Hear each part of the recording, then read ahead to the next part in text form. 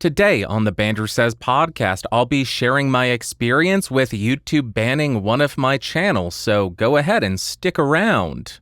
Alright, let's go ahead and start the discussion about being banned from YouTube. I'm going to walk you through the entire story, the entire timeline, so you understand how it happened, what steps I took to try to resolve it, what kind of responses I got from YouTube, and how it ended up being overturned. I'm not going to bury the lead. The ban was reversed, but I want to share the entire story. I also want to thank everybody who signal boosted the post that I put on Twitter about being banned, all the other content creators, everybody who follows me to see what dumb crap I say. Thank you all so much for boosting it and sharing it. Without that, I don't think the ban would have been reversed. Let's go ahead and start walking through the timeline. On Tuesday, the 22nd of June, 2021, I woke up and saw an email from YouTube saying that they had banned my YouTube account titled Bandrew Scott, and they claimed that it was due to spams or scams or commercially deceptive practices. I saw this when I was checking my email on my phone, so I jumped over to a computer and tried to log into my YouTube account, which hosts the Bandrew Scott channel and podcastage, and I got an error message, which I will have on the screen here if you're watching the video, and it stated that I was unable to access this Google product. At this point, I started thinking, okay, well, I guess it was a fun run running a YouTube channel. It's over, time to get back to just focusing on my day job. But they did have an appeal form. So I submitted an appeal to the ban at 6 a.m. And once you submit that, they send you a confirmation email saying, "We received your appeal. We will review this, and it will take 2 days, if not more, to review your submitted appeal and determine if we are going to uphold the ban or reverse the ban."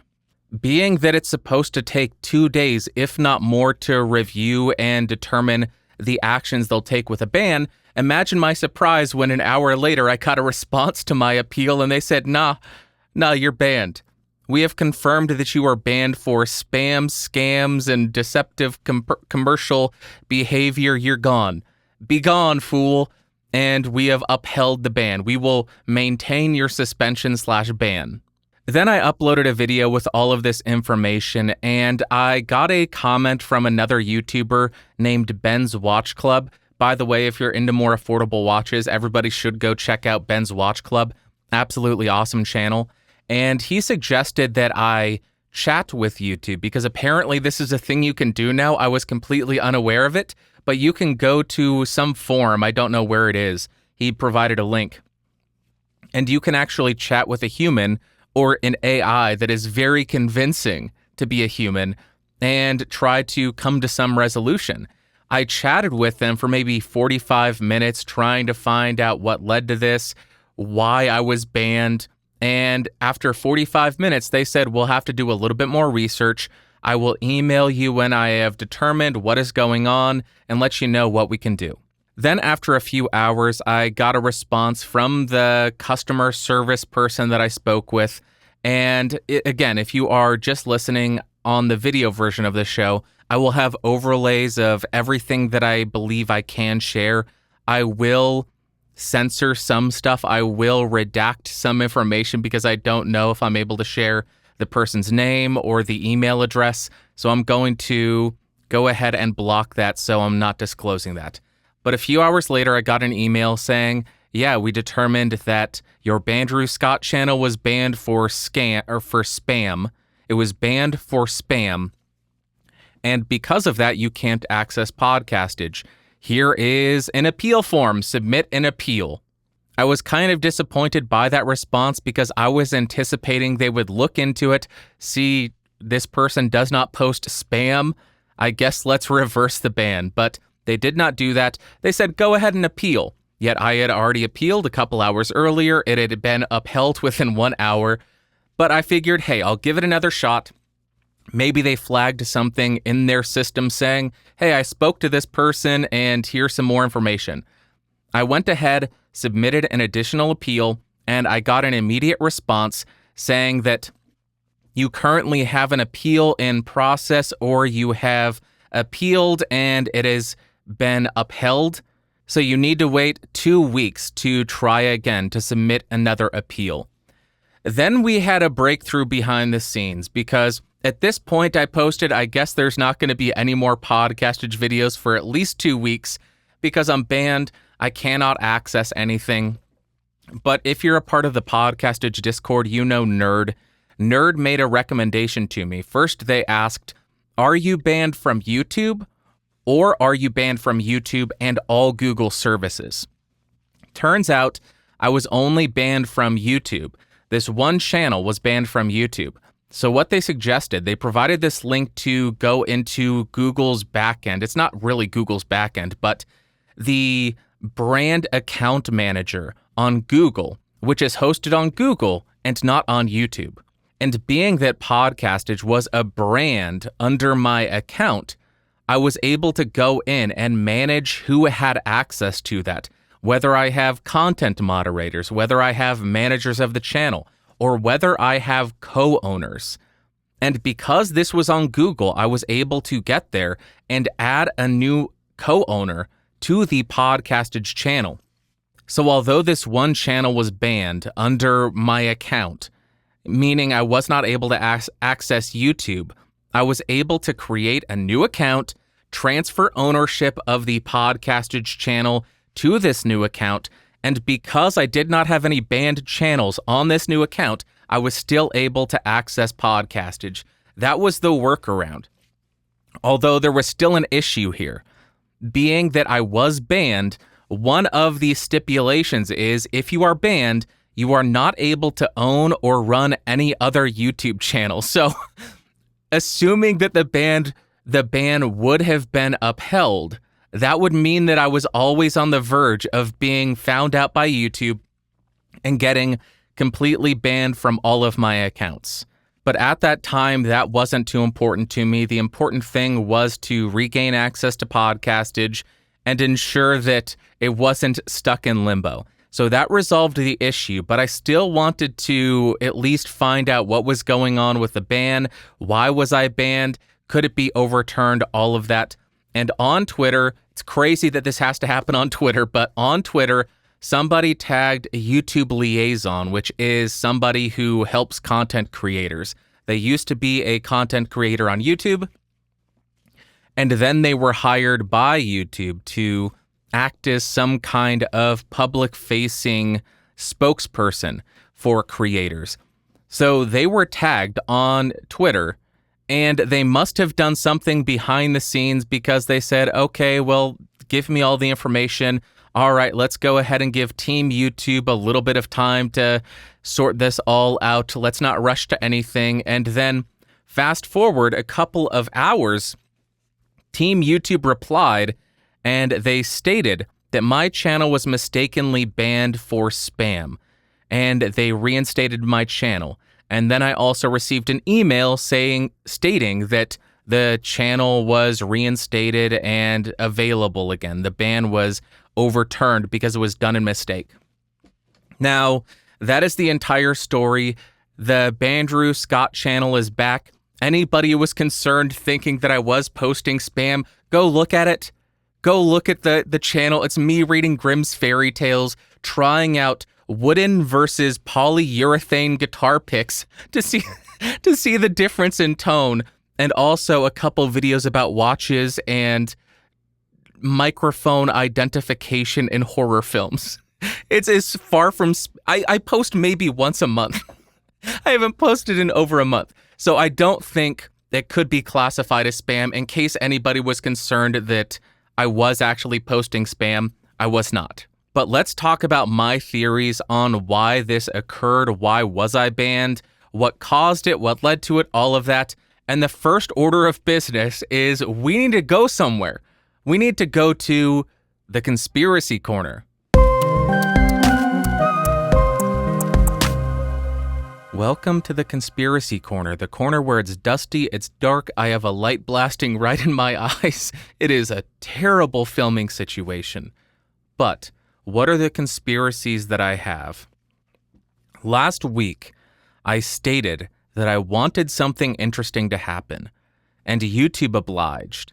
I said there is nothing interesting going on. Hopefully next week, something interesting will happen so I have something to discuss.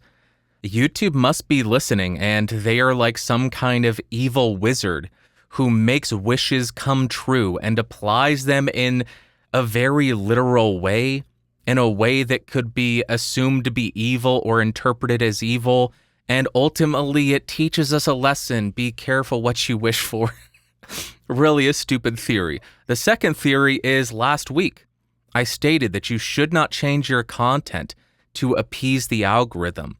You should not make a change to your content to boost your content based on what you interpret the algorithm wanting. The algorithm must have heard that. It was offended, and it wanted to receive its pound of flesh, because I think I even said the algorithm demands a sacrifice, and it sacrificed me. It's just a series of coincidences that are too coincidental to assume that it is random. It must have been a real thing. I threatened the YouTube algorithm by saying people should not be making changes. And I also said, I hope something interesting happens. YouTube is playing games with me. I'll tell you what. They're playing games with me, and I gotta say, it's funny. That's it for the Conspiracy Corner. Let's jump to the real theories now.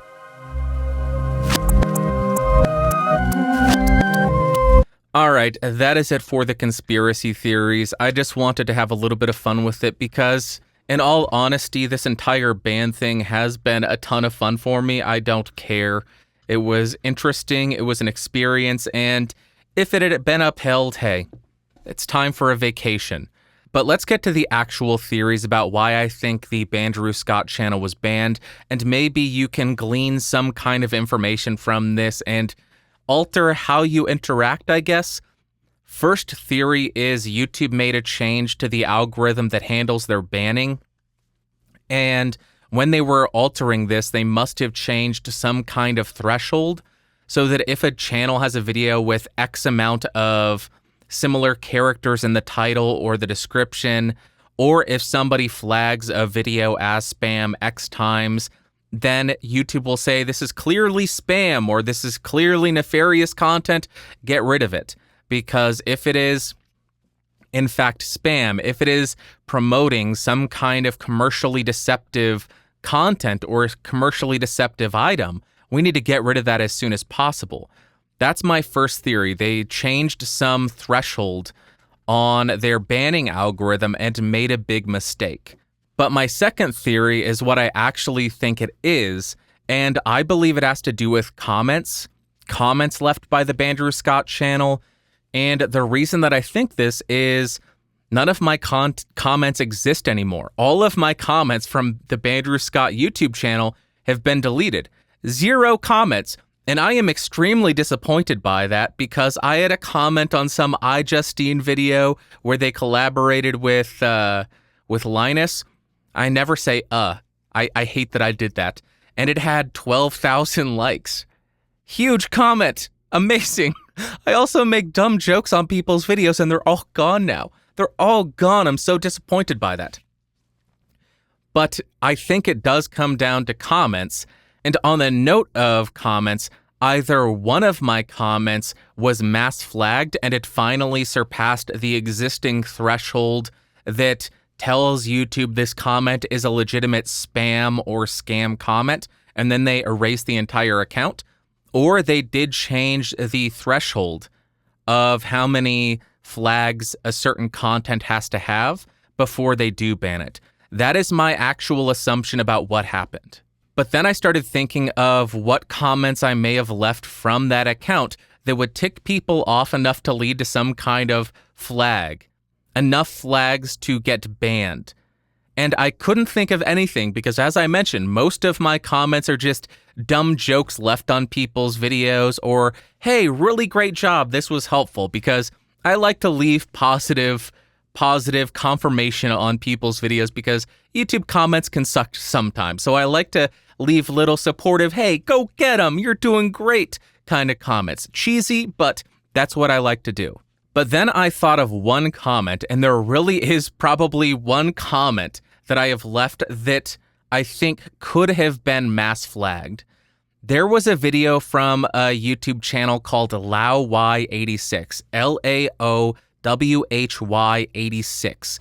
And in this video, he was exposing some atrocities and all this information about concentration camps in China. And I left a comment saying, hey, thanks for sharing this. Thanks for standing up. Thanks for bringing light to this. It's really brave of you, considering the CCP has been harassing you for years. Really strong of you, and I appreciate it.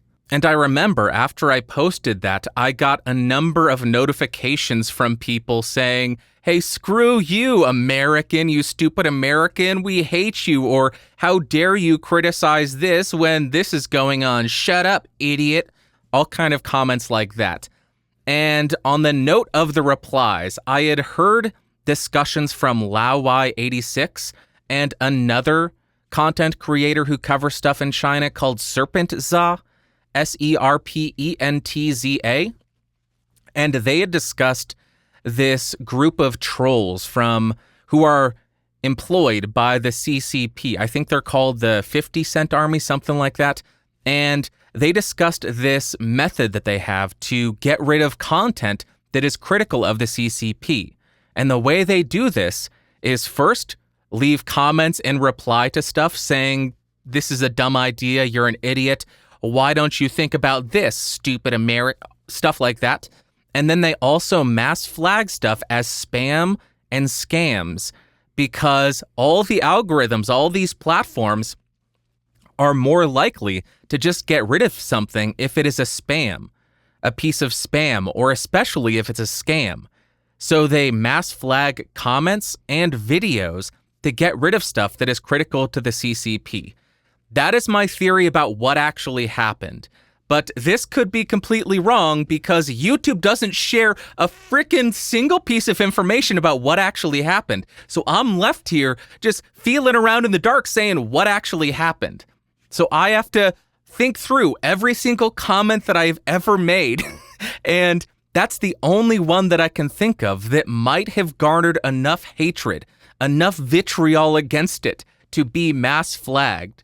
Because if these theories that they have put forth are true, if this methodology that they have put forth is true, where the 50 Cent Army mass flags comments and videos as spam to get them erased, that would make perfect sense, and it is very effective because even though I have the ban reversed, guess what does not show up again? My comment thanking LaoWhy86 for making this type of content, making sure that the comments that are critical of the CCP are erased forever unless the people who are banned and then get the ban reversed remember what they wrote, then go back to these videos and type it again, which I'm guessing most people do not do. They have been successful in silencing that opposition. So that is my theory on why I was banned, how it came about. Now let's talk about what I find concerning about this entire experience with the channel being banned. First and foremost, the first thing that pops out to me is something that I've already mentioned, and it's the fact that YouTube will not give me any information about the ban, any information on the ban. In the chat, with an actual human, I requested information about what content I posted that violated terms of service. They would not disclose it. In the email response, I requested information about what content I posted that violated the terms of service. They stated that they do not have that detail on their end and suggested that I just review their spam policy.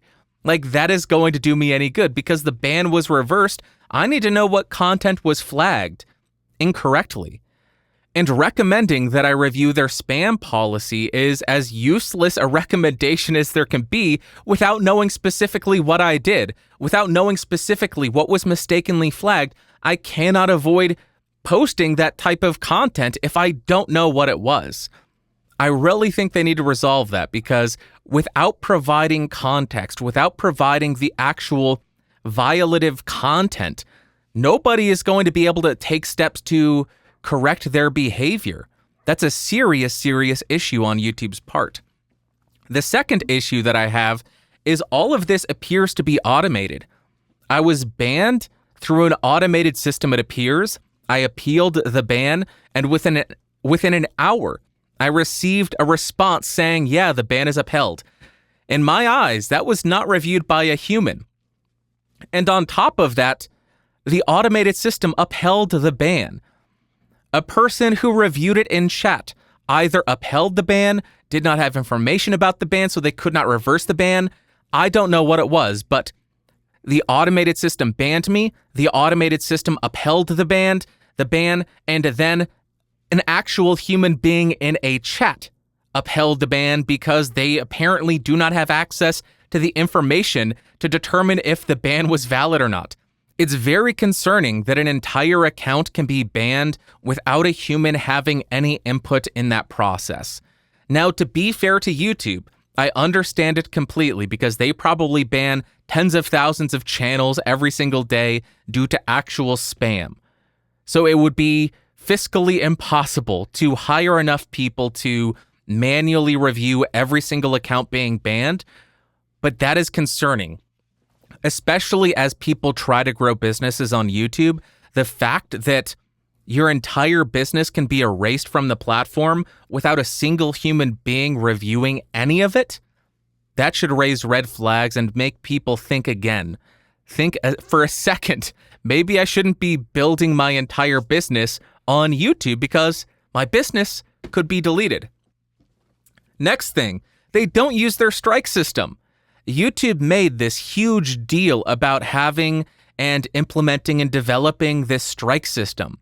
The way that it works, you have a warning when you violate the community guidelines. Then you have 3 strikes.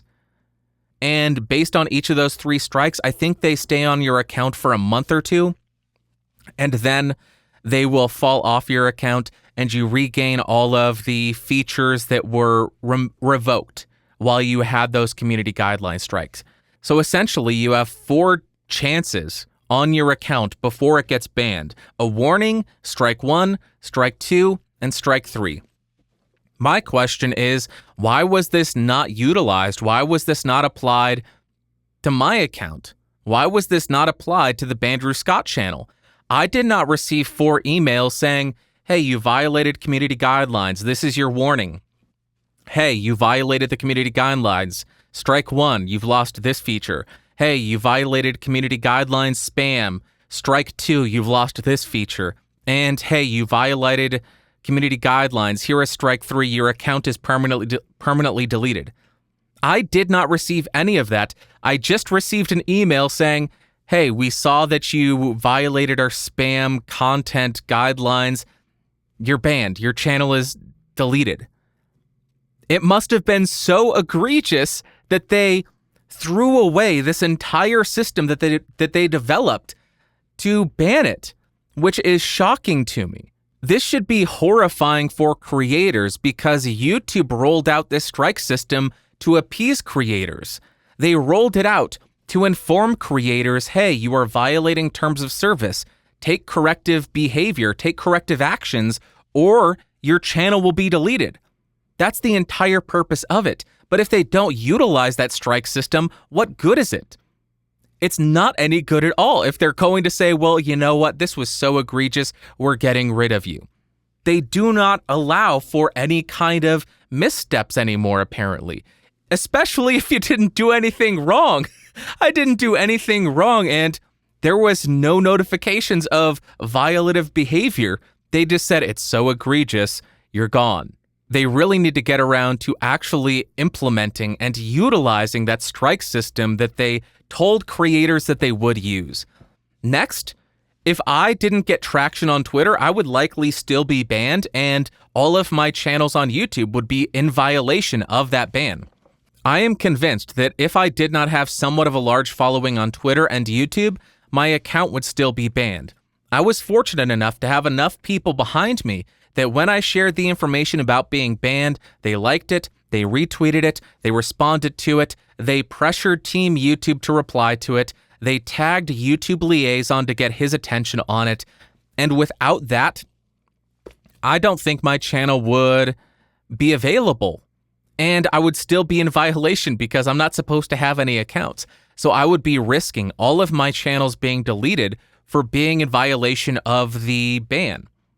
I think that is very concerning because if you're a smaller creator, you may not be able to get that critical mass on Twitter to get the resolution that you want, to point out, hey, this was an incorrect ban, can you reverse it? And then all of your hard work is gone. And the fact that you have to go to Twitter to get a resolution is crazy. YouTube, you are the second biggest search engine, the biggest video site on the planet.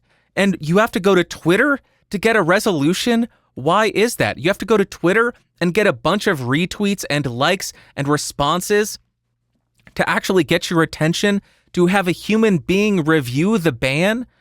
Why can your moderators, why can your customer service people who are there to support creators not access information about the ban to determine if it was a legitimate ban or an illegitimate ban or strike or anything? The people on your platform, on YouTube, on Google, should have access to that so that creators do not have to go to a third-party platform to get a resolution. That's crazy to me. That's absolutely crazy. Hey, I have a problem on YouTube, which is owned by Google. Let me go to Twitter, a completely unrelated service, to try to get a resolution. YouTube really needs to improve that. But until that happens, let me share what I think you should do to safeguard against your channel being banned, your channel being deleted, all of that. The first thing, do not have multiple YouTube channels under the same Google account. For every single YouTube channel that you want to have, create a new email, create a new login, and create that new channel under that new Google account. I did this a year ago or maybe earlier this year because I was concerned about one of my accounts being hacked and then losing access to all of my YouTube channels. I take a lot of steps, a lot of preparation to avoid that happening. I use the highest security that I can on my Google accounts, but I was still concerned about that. So I split off all of my accounts so that if one of them was hacked, I didn't lose all of my YouTube channels.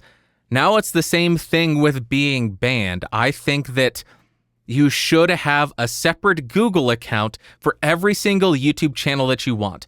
That will protect you from being hacked and losing all of your YouTube accounts and mistakenly being banned and losing all of your YouTube accounts. That's the first thing. Maybe I should have split off Bandrew, Scott, and Podcastage, but I had no idea that Bandrew Scott would get flagged and banned because I post readings of Grimm's fairy tales.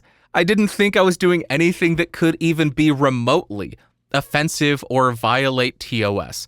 So first order of business, you can, if you already have YouTube channels created, you can go into the brand management side of Google and transfer ownership to a new account. You need to give that new account ownership. It will be a co-owner. And then I believe after 7 days, you can transfer the full ownership over. So the new account is the prime owner, and that will separate the accounts. That is the first thing you need to do. Secondly, on all of your channels, add a second manager or co-owner to that account. This way, if you lose access to one of your Gmail logins, one of your Google logins, which has access to YouTube channel 1, if you lose access to that account, you can still access your YouTube channel from the second account that you have. That was a suggestion from Sound Speeds on Twitter. Add a second manager or co-owner to your account so that you don't lose access to a YouTube channel. This will not hold true if the YouTube channel itself is banned. For example, if I tried to transfer ownership of Bandrew Scott to a new YouTube account, or a new Google account rather, I would not have been able to do that because that account, that channel, was banned. I could only transfer ownership of the Podcastage YouTube channel because Podcastage was not banned. Bandrew Scott was, but Podcastage was not banned, so I had access to that to transfer the ownership over. Third, I'm a broken record. I've said this about 1,000 times. Have your own website and domain. Screamed about it for years at this point. You need to have your own website, or at the very least, have your own domain. on your website, post and aggregate all of your content into one spot and tell people about it. Have something that's exclusive there to draw people to it, and that will help you in case you do legitimately get banned, or if something like this happens and you can't get it resolved immediately. People can go to podcastage.com and find at least high-quality audio of all of my reviews, and that would limit the damage that's done. Or if you just have a domain, podcastage.com, maybe that directs to your YouTube channel. If your YouTube channel gets banned, go in and do a redirect so it's no longer going to your YouTube channel, but it's going to a new website, a new social media website. And on the note of that, number 4, back up all of your content to a website that mirrors your posts. The one that I use is Odyssey. And the way this works is when a post goes up on YouTube, Odyssey copies that video over, and now it's hosted on Odyssey. It's as simple as that. And now if I get banned on YouTube, all of my videos are still available. And all I would have to do on my website is go in, pull the embed code from those videos, and embed that on my channel, on the posts for all of my reviews. Would it take a while? Sure. But it's better than having to re-upload everything. So if you want to find any of my channels, go to odyssey.com, that is Odyssee, and search Podcastage or Watchcastage or Bandrew Says Podcast, and you will find me there. Really a great service they're providing, doesn't cost you anything, really great site layout, and they are constantly adding new features. Really well done over there. Number 5 is prepare yourself mentally for being banned, because I'm convinced that this will happen to everyone on YouTube at some point.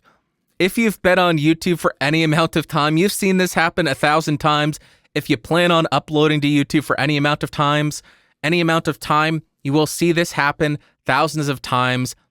Don't ever think, oh, this will never happen to me, because it might. It might happen to you, so prepare for it. Do everything that I said before. Create the separate accounts for every single YouTube channel that you want. Create a website to ensure that people know where to find you still. Have a domain. Back up to sites like Odyssey. Do all of that, so prepare for it, and prepare for it mentally. What will you do if your YouTube account is banned? What will you do if you lose access to everything, if everything you've worked for on YouTube is deleted and you lost all of it? What would you do? What would you think through? What would your thought process be? Think through that before it happens, so when it does happen, you know what to do. And number 6, stay calm. Freaking out and being a jerk about it is not going to solve anything faster. It's going to make the situation worse. You're going to be super stressed out. You're going to be being a jerk to everyone. And when you're a jerk to someone, they don't want to help you out. So when you take the time to prepare yourself mentally for being banned, it will get you ready so you're able to stay calm. When I was banned, I thought, oh well, whatever. Let's try to work it out. If it doesn't get worked out, no big deal. It's a YouTube channel. Yeah, I put thousands of hours and 6 years into it, but it was a fun run while I was uploading. No big deal. Take a deep breath, think about it logically, have some steps that you've developed to ensure that you can stay calm, walk away. When I was banned, I took a walk. I had a sip of coffee. I said, everything's going to be fine. You know what's going to happen tomorrow? Who knows? Who knows? YouTube is like a job. YouTube is a job. And people get fired from jobs every single day. Is it like a dream job? Absolutely. Making YouTube videos is so much fun. And if you're able to make money from it, that's amazing. But a lot of people lose their dream jobs, so you may lose your dream job. Big deal. How exciting that you have all this experience and you get to find out something new to do. That is an amazing, amazing gift. My gosh, you get to think about how to approach sharing information about microphones and audio gear in a new way. That's so cool. Big deal, it's YouTube. There you go. That is the conclusion to the entire story. Those are my 6 pieces of advice on what to do to prepare for it, or what you can do to safeguard against it and handle it gracefully if you are banned, and maybe some pieces of advice for YouTube on what they should do and how they could implement some improvements to their system, because my golly, very, very poor system. I do appreciate, don't get me wrong, I want to make it abundantly clear, I love YouTube. I think that what YouTube is offering is amazing. It is an incredible platform, but I criticize it so heavily because I think they can be better. I have been uploading to YouTube since 2005. October 2005 was my first upload on YouTube. And I have loved it ever since, because prior to that, I was paying an arm and a leg to host my video on my own server, pay for all the bandwidth. So having the access to upload this amount of video for free is a gift. It's amazing that we have that, and I love YouTube. I think they do so much good, but that doesn't mean that I cannot criticize them, because I think they can be better. That is the conclusion to all of this. My getting banned from YouTube, I think that went on way too long. I apologize if you found that boring, but that is it. I don't want to talk about anything else. Let's jump to my favorite part of the show, the Ask Bandrew segment.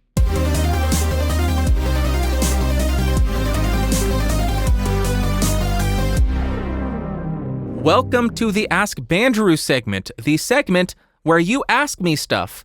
If you have any questions that you want answered, go to askbandrew.com. There are instructions on how to send in audio, video, and voice-based submissions, audio, video, and text-based submissions. You can do that. I highly recommend it. I like audio and video because then we get to hear how you sound. I don't have to read. It's better for you. You don't have to listen to me read. How amazing is that? All right. Today we're running long, so we only have one that we're going to look at today. We'll get back to the regularly amount of Ask Bandrews next week or the week after. I don't know if I'm going to take next week off or not. But let's hear the submission today. It is from Sound Speeds. Take it away, Alan.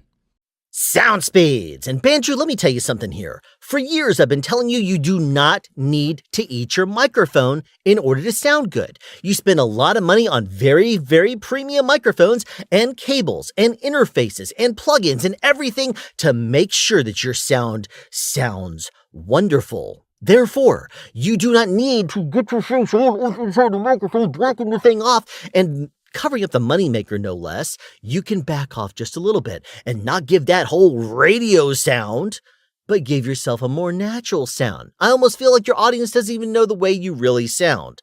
And I'm sure your voice is lovely, just like your pretty mug. Just don't cover it up.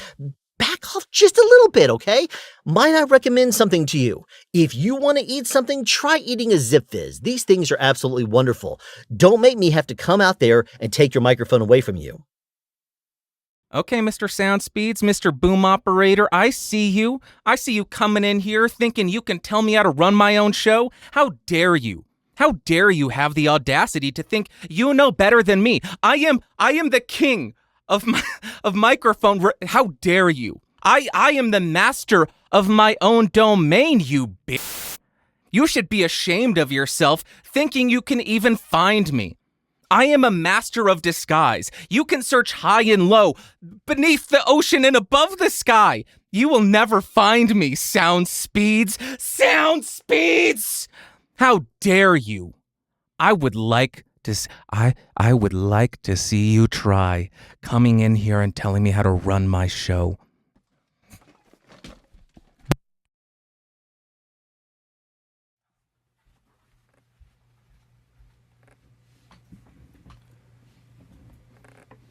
What is this magical red button? What could this be? Let's press it and find out together. Sound Speeds. Well, I guess that's it for this week. I got nothing else, and I don't have a microphone, so you're listening to me on this wonderful sound.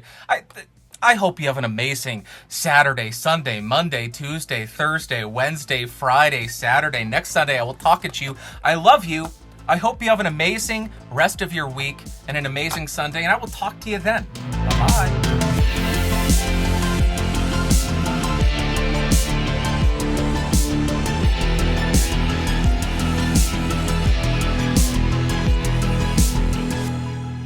This has been a Geeks Rising production. Your executive producer is Bandrew Scott. For more information, head over to www.geeksrising.com.